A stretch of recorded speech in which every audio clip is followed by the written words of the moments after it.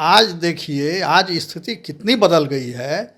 एक समय अघोषित रोक था बिहार में आने पर उनके, और आज बिहार में भाजपा ही नहीं, जदयू के भी जो उम्मीदवार हैं वो भी इस बात के लिए ललायित हैं कि एक बार उनकी सभा, प्रधानमंत्री की सभा उनके क्षेत्र में हो जाए ताकि उनकी जीत पक्की हो जाए। रामकृपाल यादव की अनुपस्थिति थी उस रोड शो में।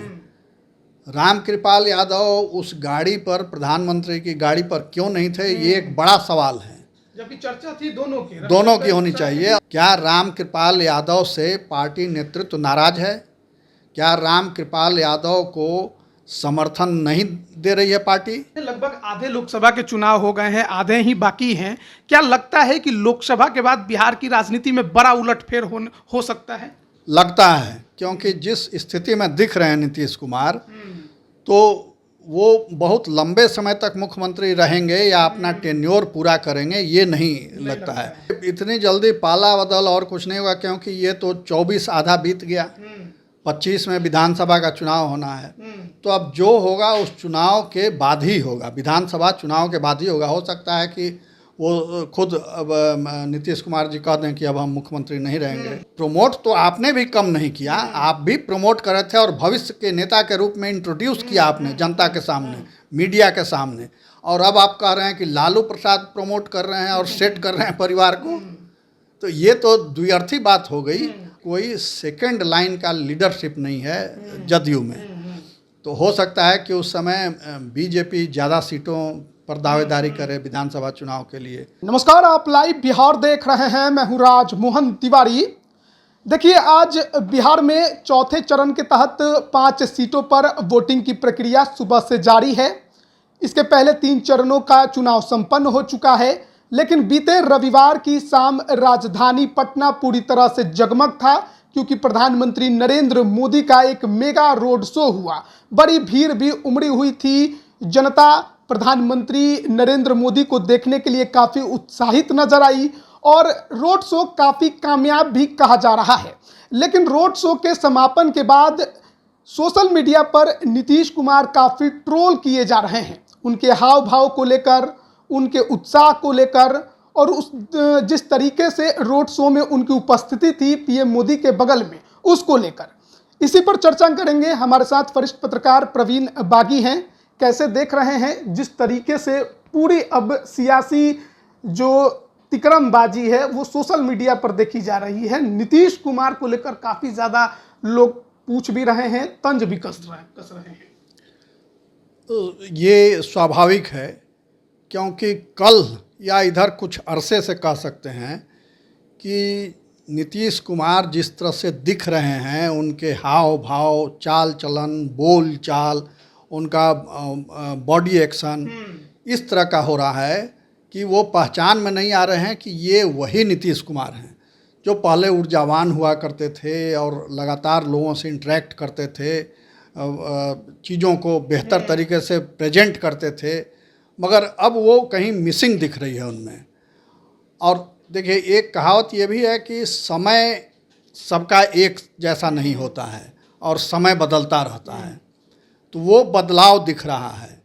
यही नीतीश कुमार हैं जिन्होंने एक समय मुख्यमंत्री के रूप में नरेंद्र मोदी के बिहार आने पर अघोषित रोक लगा रखी थी, और यहाँ चुनाव चल रहे थे। शायद वो 2010 का चुनाव रहा था, और चुनाव चल रहे थे। उस समय नरेंद्र मोदी की बहुत अच्छी इमेज एक बनी थी, वो गुजरात के मुख्यमंत्री थे। तो इस नाते जहाँ जहाँ भाजपा का ये होता था वहाँ चुनाव प्रचार के लिए वो जाते थे।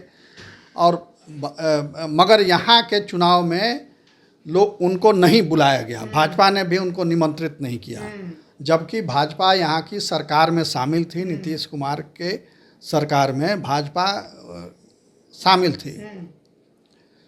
तो जब उस समय पत्रकारों ने पूछा था कि क्या नरेंद्र मोदी भी बिहार आएंगे, तो उस समय नीतीश कुमार का जवाब था कि यहाँ तो एक मोदी हैं ही। बगल में खड़े सुशील मोदी की ओर इशारा करके उन्होंने ये कहा था। मगर आज देखिए, आज स्थिति कितनी बदल गई है। एक समय अघोषित रोक था बिहार में आने पर उनके, और आज बिहार में भाजपा ही नहीं, जदयू के भी जो उम्मीदवार हैं वो भी इस बात के लिए ललायित हैं कि एक बार उनकी सभा, प्रधानमंत्री की सभा उनके क्षेत्र में हो जाए, ताकि उनकी जीत पक्की हो जाए। ये इस वजह से है कि प्रधानमंत्री मोदी की लोकप्रियता इतनी है कि लोगों को लगता है कि हमारे यहाँ अगर उनका भाषण एक बार हो जाए तो हमारा लोकसभा का टिकट पक्का। तो ये स्थिति है। जो ललन सिंह लोकसभा में अभी हाल में टीवी पर सबने देखा होगा कि जब गृह मंत्री अमित शाह बोल रहे थे कश्मीर पर या किसी दूसरे इशू पर, तो उस समय बहुत बुरी तरह उलझ गए थे ललन सिंह उनसे, और तुम तड़ाक की बात हो गई थी।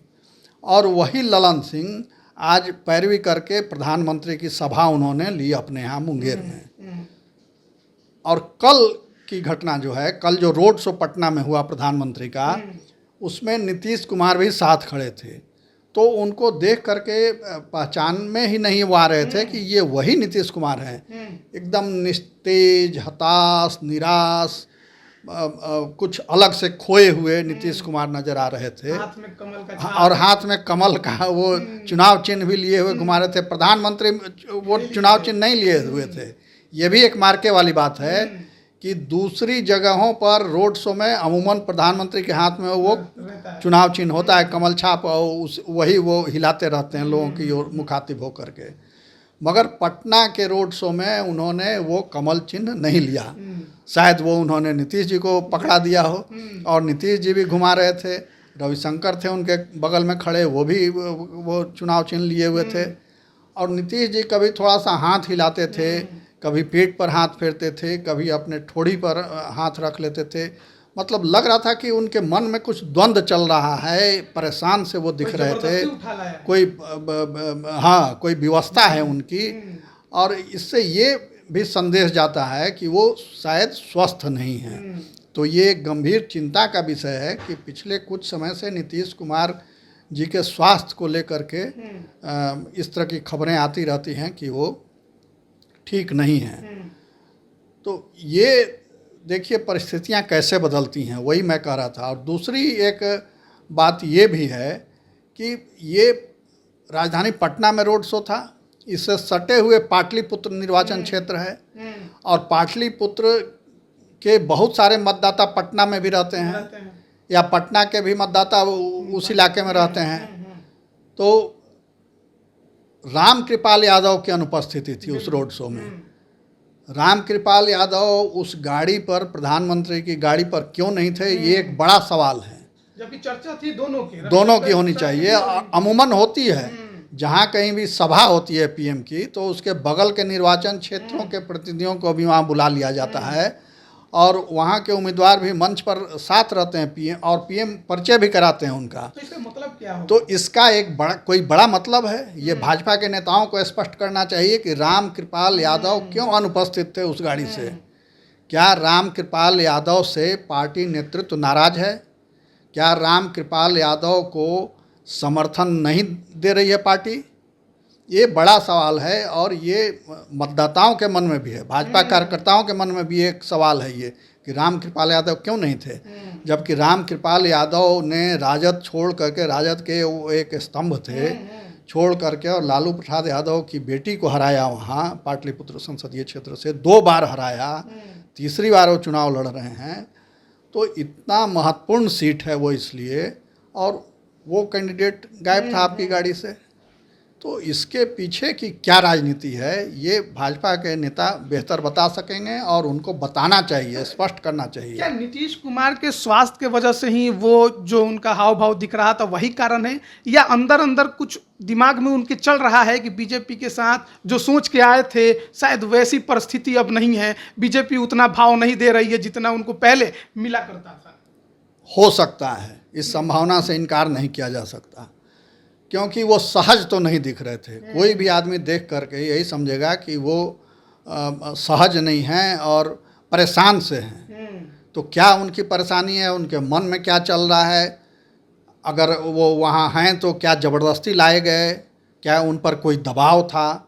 ये तमाम सवाल हैं जो लोगों के मन में उठ रहे हैं, और इसका जवाब मुख्यमंत्री भवन की ओर से, मुख्यमंत्री के आवास की ओर से या उनके कार्यालय की ओर से इसको स्पष्ट करना चाहिए। अगर मुख्यमंत्री जी की तबीयत भी गड़बड़ है तो वो भी एक सूचना दी जानी चाहिए जनता को, क्योंकि वो सिर्फ नीतीश कुमार नहीं हैं, वो बिहार के मुख्यमंत्री हैं। हर मतदाता को, बिहार के हर नागरिक को ये जानने का अधिकार है कि उनके मुख्यमंत्री की स्थिति क्या है। लगभग आधे लोकसभा के चुनाव हो गए हैं, आधे ही बाकी हैं। क्या लगता है कि लोकसभा के बाद बिहार की राजनीति में बड़ा उलटफेर हो सकता है? लगता है, क्योंकि जिस स्थिति में दिख रहे हैं नीतीश कुमार, तो वो बहुत लंबे समय तक मुख्यमंत्री रहेंगे या अपना टेन्योर पूरा करेंगे, ये नहीं लगता है। क्योंकि वो सभाओं में भी जाते हैं तो कुछ का कुछ बोल देते हैं, उनको अपनी वाणी पर भी नियंत्रण नहीं अब है, ऐसा दिख रहा है। प्रधानमंत्री की उपस्थिति में एक सभा में उन्होंने कह दिया कि 4000 से पार हो जाएंगे, कई सभाओं में बोल दिया, कई सभाओं में बोला। तो प्रधानमंत्री ने एक जगह टोका भी कि भाई सब कुछ आप ही बोल जाते हैं, हमारे लिए कुछ छोड़ते नहीं हैं। तो ये स्थिति है, ये चिंताजनक स्थिति है। और दूसरी बात ये है कि नीतीश कुमार जी अपनी सभाओं में बार बार लालू परिवार का भय दिखाते हैं, उस जंगल राज की याद दिलवाते हैं मतदाताओं को, और ये कहते हैं कि लालू प्रसाद जो हैं वो अपने परिवार को राजनीति में सेट करने में लगे हुए हैं। मगर उनके इस बयान का औचित्य किसी के समझ में नहीं आता है। जो भी थोड़ा सा सजग नागरिक होगा उसको याद होगी वो बातें कि अब से कुछ ही महीने पहले जब वो महागठबंधन में थे और महागठबंधन के नेता के रूप में मुख्यमंत्री थे, और लालू प्रसाद के पुत्र तेजस्वी यादव उनके डिप्टी सीएम हुआ करते थे, उनके दूसरे पुत्र तेज प्रताप यादव भी उनकी सरकार में मंत्री थे। तो उस समय एक बार नहीं कई बार नीतीश कुमार ने ये दोहराया कि अब तो तेजस्वी ही सब कुछ हैं और 2025 का चुनाव हम लोग इन्हीं के नेतृत्व में लड़ेंगे, यही मुख्यमंत्री होगा, अब इसी को बिहार चलाना है, अब यही सब देखेगा। तो प्रमोट तो आपने भी कम नहीं किया, आप भी प्रमोट कर रहे थे और भविष्य के नेता के रूप में इंट्रोड्यूस किया आपने जनता के सामने, मीडिया के सामने। और अब आप कह रहे हैं कि लालू प्रसाद प्रमोट कर रहे हैं और सेट कर रहे हैं परिवार को, तो ये तो द्व्यर्थी बात हो गई। और आपके बात को पर भरोसा कौन करेगा कि इस तरह से आप जो बातें कह रहे हैं। तो आपने भी अपने अगर परिवार को प्रमोट करना या लालू प्रसाद अपने बच्चों को आगे बढ़ा रहे हैं ये गलत है, तो वो गलती आपने भी की है नीतीश कुमार जी। आपने भी तेजस्वी यादव को प्रमोट किया और आगे बढ़ाया। एक आखिरी सवाल आपसे लेंगे कि अगर लोकसभा के बाद कोई बड़ा उलटफेर होता है तो उसमें क्या हो सकता है? क्या नीतीश कुमार पाला बदलेंगे, या फिर विधानसभा का चुनाव जल्दी हो जाएगा, या फिर जदयू खत्म हो जाएगी? नहीं, देखिए इतनी जल्दी पाला बदल और कुछ नहीं होगा, क्योंकि ये तो 24 आधा बीत गया, 25 में विधानसभा का चुनाव होना है। तो अब जो होगा उस चुनाव के बाद ही होगा, विधानसभा चुनाव के बाद ही होगा। हो सकता है कि वो खुद अब नीतीश कुमार जी कह दें कि अब हम मुख्यमंत्री नहीं रहेंगे, तो अब फिर विधानसभा भंग कर दें। नहीं, विधानसभा नहीं, चुनाव के बाद ये तय होगा ना, चुनाव तक तो रहेंगे। पहले चुनाव वो नहीं करा सकते हैं? करा तो सकते हैं, पहले भी करा सकते हैं चुनाव, तो कभी भी वो करा सकते हैं, वो तो अधिकार है उनका। मगर सरकार चलती रहेगी, क्योंकि सरकार को कोई खतरा है नहीं, सरकार स्मूथ चलेगी, तो क्यों पहले चुनाव कराना। तो वो 25 में ही चुनाव होगा, हमको जो लगता है कि निर्धारित समय पर चुनाव होगा।